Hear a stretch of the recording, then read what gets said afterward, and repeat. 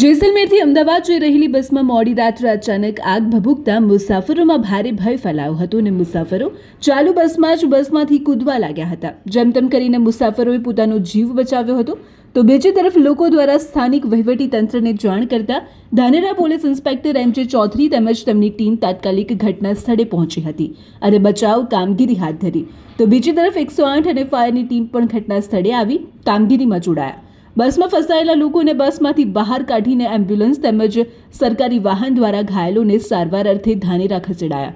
બસમાં આગ લાગતા કેટલાક મુસાફરો તો ચાલુ બસમાંથી કૂદીને જીવ બચાવ્યો હતો। એક પરિવારે પોતાના નાના બાળકને પણ બસમાંથી બહાર ફેંકી દીધું હતું અને પતિ પત્ની પણ બસમાંથી કૂદી પડ્યા હતા। પરંતુ કહેવત છે ને કે રામ રાખે તેને કોણ ચાખે, તેમ બાળકને કોઈ જ ઈજા નહોતી થઈ અને માતા પિતા આગની લપેટમાં દાઝ્યા હતા। ત્યારે હવે તમે પણ સાંભળો શું કહે છે પિતા। बच्चे को तो मैंने उल्टा लटक के नीचे छोड़ दिया था, फिर इसने मेरे को धक्का दिया, फिर ये कूदी तो इसको मैंने पकड़ा नीचे, तब बच गए। जैसलमेर से अहमदाबाद जाने वाली बस में कैसे आग लगी? आप क्या बस में सवार थे? जी सर, मैं बस में सवार था।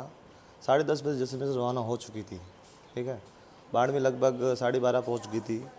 फिर 1 या 1:30 बजे बस ड्राइवर ने गाड़ी रोकी थी। चाय वाय पी, उन्होंने किसी को इतला नहीं किया कि चाय वाय पीनी है, पेशाब पानी करना है कर लो, किसी को बोला नहीं। उन्होंने खुद करके फिर रवाना हो गए वहीं से। जैसे ही आधा किलोमीटर मतलब आधे घंटे के बाद सब लोग सो गए थे, सबकी आँख लग गई। तो अचानक पता नहीं एक स्लीपर में आग लग गई। तो एक स्लीपर में आग लगने के बाद तो पता नहीं सब हड़ा मर्ज के अगर हो आग लगी आ गई, आग लगी आ गई, तो सब लोगों ने सौतीस हो गए और बाकी ड्राइवर वगैरह सब तो भाग गए थे। एक स्लीपर में आग लगने की वजह से काफ़ी लोग तो निकल गए। कोई खिड़की तोड़ के निकला, कोई खिड़की से बाहर निकला, किसी को कैसे निकाला। मैं मेरी वाइफ को खिड़की से बाहर निकाला। ऊपर वाले स्लीपर में थे काफ़ी लोग थे, जिसमें 1-2 बच्चे बाकी घायल हो चुके, बाकी सब लोग सेफ है। किसी के पैर में लगी, किसी के हाथ में लगी है।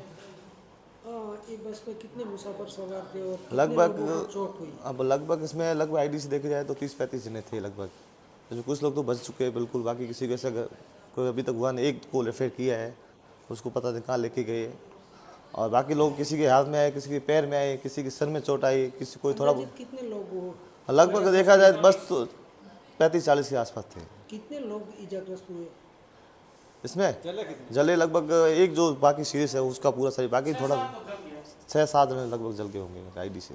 બસ જેસલમેરથી અમદાવાદ જઈ રહી હતી તે સમયે મુસાફરો પણ બસમાં નિરાંતે નીંદર માણી રહ્યા હતા અને અચાનક બસમાં આગ લાગતા મુસાફરો પોતાનો જીવ બચાવવા માટે બૂમો પાડવા લાગ્યા।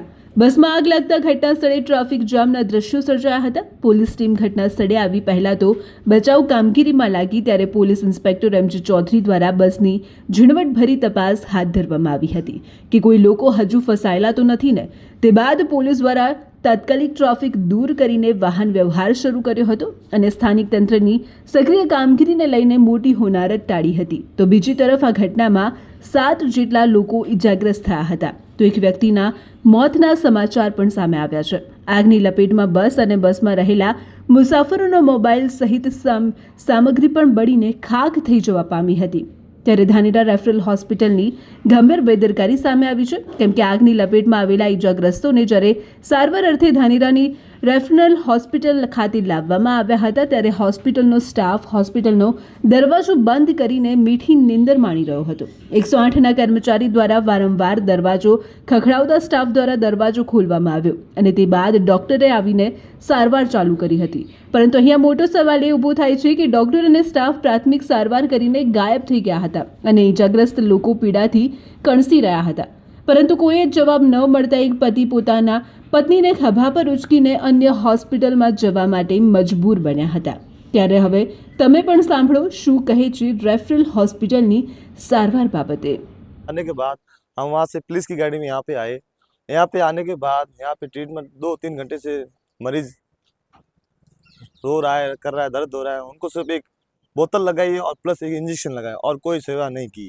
अब यहाँ ये वाले बोल रहे हैं हॉस्पिटल वाले कोई प्राइवेट हॉस्पिटल जाओ और वहीं भी आप एक्सरे वैक्सरे कराओ, यहाँ पे कुछ नहीं होने वाला है। 10 बजे तक वेट करो, तब तक पेशेंट भले ही रड़े करे, कोई दर्द हो रहा है उसको कैसे क्या, बाकी कोई दिक्कत नहीं। अब मैं मेरी वाइफ को लेके जा रहा हूँ, कोई गवर्नमेंट हो या प्राइवेट हॉस्पिटल लेके जा रहा हूँ, वहीं इलाज कराऊंगा, क्योंकि यहाँ पे सुविधा है नहीं। कह रहे 10 बजे तक वेट करो, 10 बजे तक वेट करने का कोई मतलब नहीं है। અનેકવાર ધાનેરા રેફરલ હોસ્પિટલની બેદરકારી સામે આવી છે। હોસ્પિટલમાં ગમે ત્યારે ઇમરજન્સી કેસ આવે ત્યારે સ્ટાફ હાજર જોવા મળતો જ નથી. ત્યારે ધાનેરામાં એક જાગૃત નાગરિકે જણાવ્યું હતું કે ધાનેરાની રેફરલ હોસ્પિટલમાં મજબૂર અને લાચાર લોકો સારવાર અર્થે આવતા હોય છે, પરંતુ એ લોકોને પૂરતી સારવાર જ નથી મળતી અને વધુમાં એમની સાથે ઉત્તાઈભર્યું વર્તન પણ કરવામાં આવે છે. ડોક્ટર અને સ્ટાફ રાત્રિના સમયે હોસ્પિટલમાં રહેવાને બદલે પોતાના ઘરે જઈને સૂઈ જાય છે. સ્ટાફ હોસ્પિટલને બાગથી લોકો કરીને હોસ્પિટલમાં સૂઈ જાય છે. ત્યારે લાગતા વળગતા અધિકારીઓ કોક દિવસ રાત્રિના સમયે ઓચિંતા દરોડા કરે તો ધાનેરા રેફરલ હોસ્પિટલની વાસ્તવિકતા સામે આવે. અકસ્માતમાં મુસાફરોનો સામાન તેમજ તમામ ચીજવસ્તુઓ બળીને ખાખ થઈ જતા મુસાફરોને ખાનગી હોસ્પિટલમાં સારવાર કરાવવી મુશ્કેલ બની હતી. ત્યારે ધાનેરાના કેટલાક ખાનગી ડોક્ટરોએ માનવતા બતાવી અને ઇજાગ્રસ્તોની સેવા કરી હતી.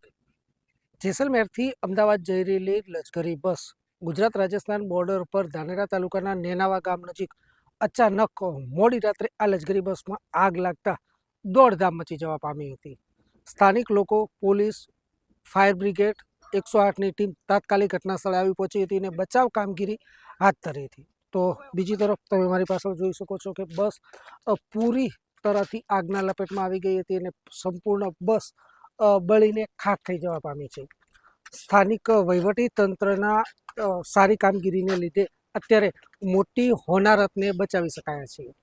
Suresh Galchar, DNR news, Dhanera.